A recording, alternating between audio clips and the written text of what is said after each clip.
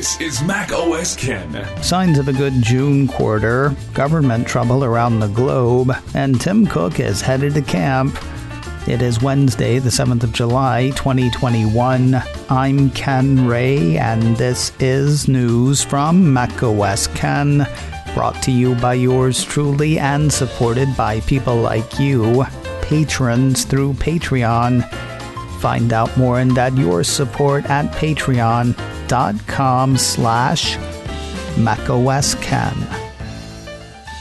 The lurch toward normal does not appear to have dented sales for Apple, not if one of its biggest suppliers is any indication. Apple Insider has word on new numbers from Foxconn, highlighting a report from Bloomberg. The piece says the contract manufacturer reported revenue of $48.7 billion for the June quarter, an increase of 20% from the same quarter a year ago. That is the second consecutive quarter of serious growth for the company. In Q1, the piece says, Foxconn reported earnings of $47 billion, up 44% year over year. Apple Insider figures the numbers show continued demand for work from home and learn at home hardware, despite parts of the planet getting back to something like normal. The numbers were also helped by enterprise business customers, which are also expanding data center infrastructure, according to the report. The Foxconn numbers hit Monday and may have gone into some of JP Morgan analyst Samik Chatterjee's thinking on Tuesday. That is when he issued a note talking up the current iPhone, talking up the next iPhone, and raising up Apple's price target. Philip Elmer DeWitt's Apple 3.0 ran part of a note he wrote. While he and his had lowered iPhone expectations in February, they've raised them now, following strong share gains in recent months. That, plus Apple's usual outperformance in the July to September time period, plus expectations for iPhone 13 that look too negative to Chatman, all of that has the analyst expecting Apple shares to outperform the broader market materially in the second half of 2021. Chatterjee has an overweight rating on Apple shares. He used Tuesday's note to up his price target on the shares from $165 to $170.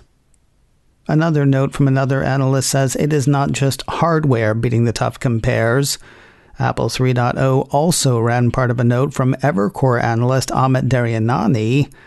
According to his note, App Store growth punched it for the month of June, re-accelerating to over 20% after 2 straight months with growth in mid-teens. That's 20% growth this year on top of 30% last year when we were all staying inside and freaking out. Strong though June may have been, it was not enough to bring the quarter up much. Quoting AdRock's note, the strong end of the quarter brings growth for the June quarter to 18%, a notable step down from the 32% growth in the March quarter. The lower growth rate was primarily a function of tough compares after App Store revenue grew 33% in last year's June quarter.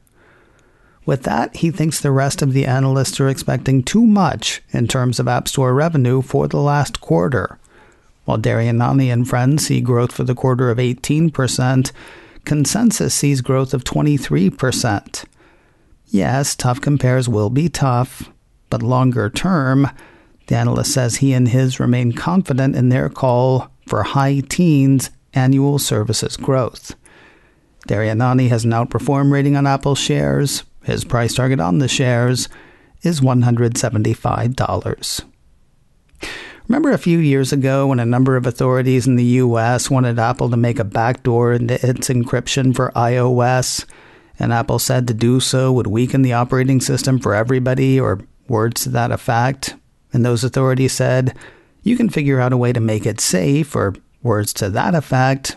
And Apple said, we have, it's called encryption with no backdoors, or words to that effect.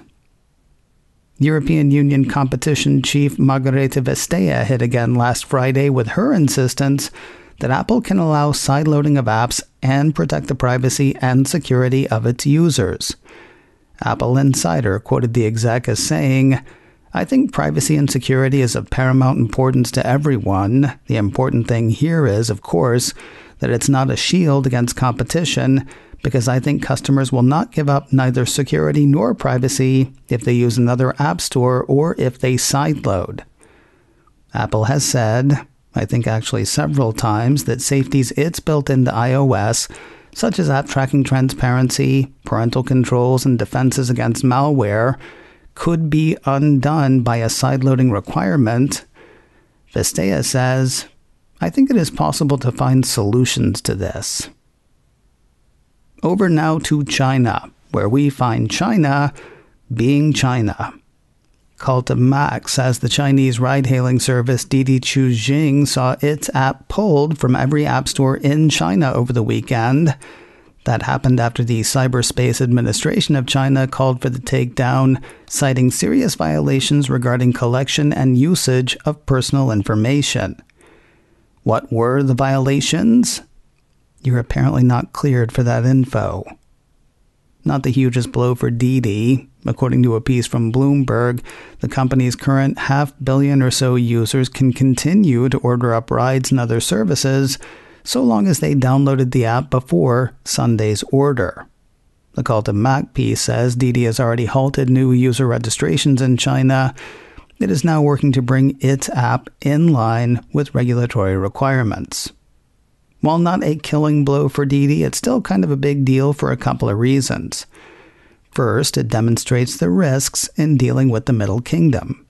Didi Chuxing just floated its shares on the stock market, according to Cult of Mac, leading to the largest IPO on the U.S. stock market after Alibaba. The second reason it's kind of a big deal, Apple invested $1 billion in Didi back in 2016, and Apple CEO Tim Cook sits on Didi's board. So, that's a thing. From an apparent fight for privacy in China to attempts there to sidestep app tracking transparency. Another piece from Cult of Mac, this one highlighting a report from the Financial Times, says Apple has been able to stop several tech companies from working around app tracking transparency, or ATT. Big tech players including Baidu, ByteDance, and Tencent were working with a couple of other companies on something called Chinese Advertising ID, or CAID. That was meant to give app developers the kind of information app tracking transparency would deny them. Didn't take. The Financial Times says Apple stopped the whole thing by blocking updates to several Chinese apps that it caught enlisting CAID in their software updates for its App Store.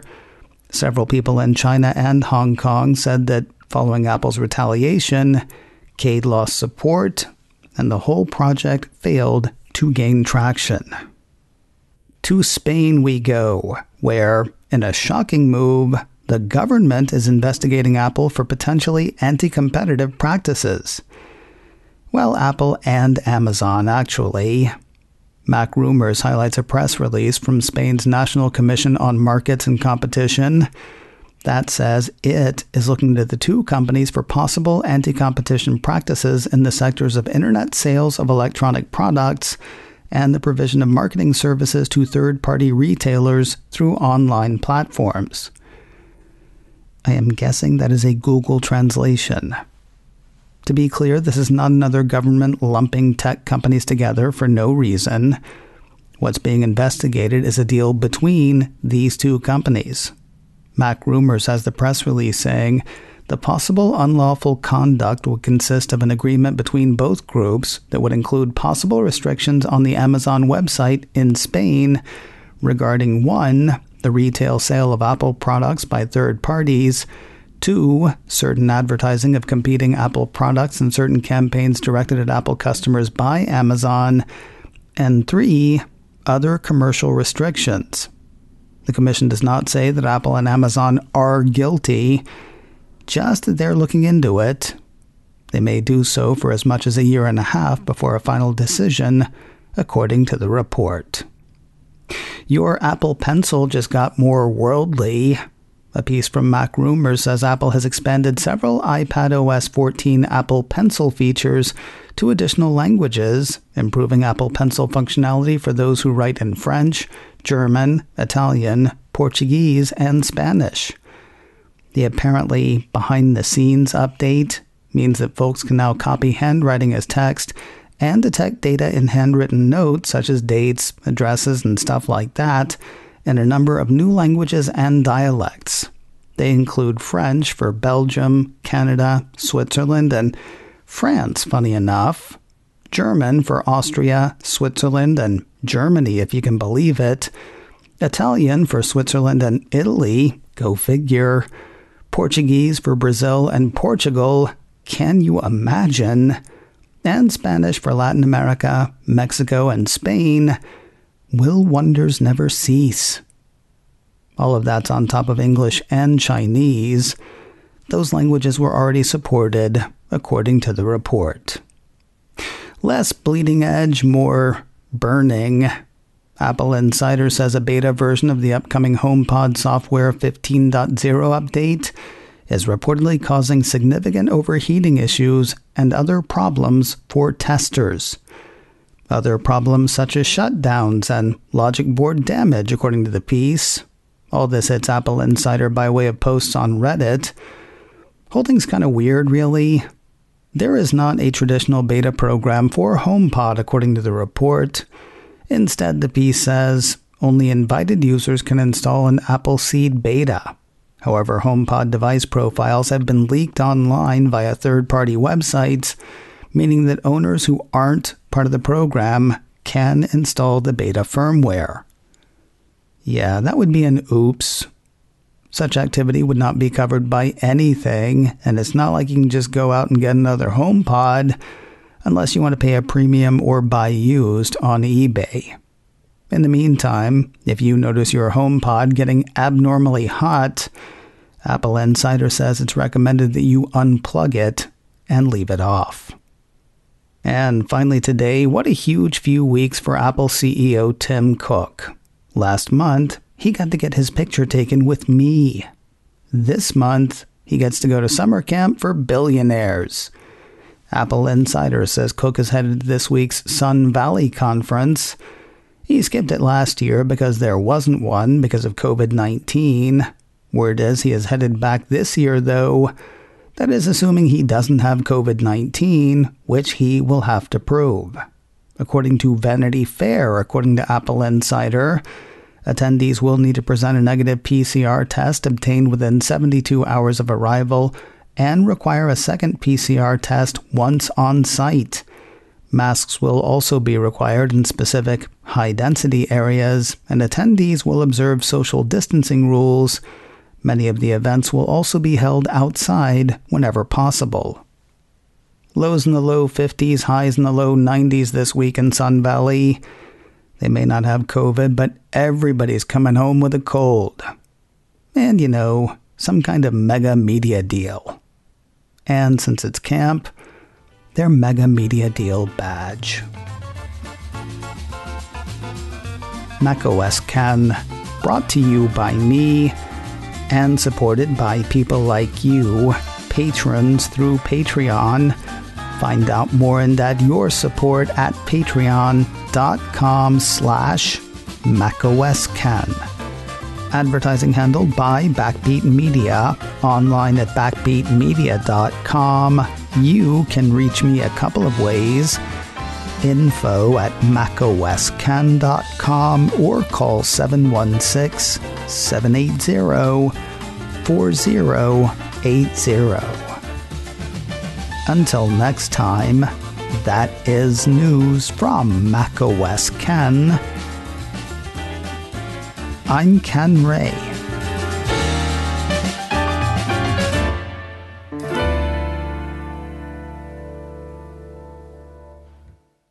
Ciao.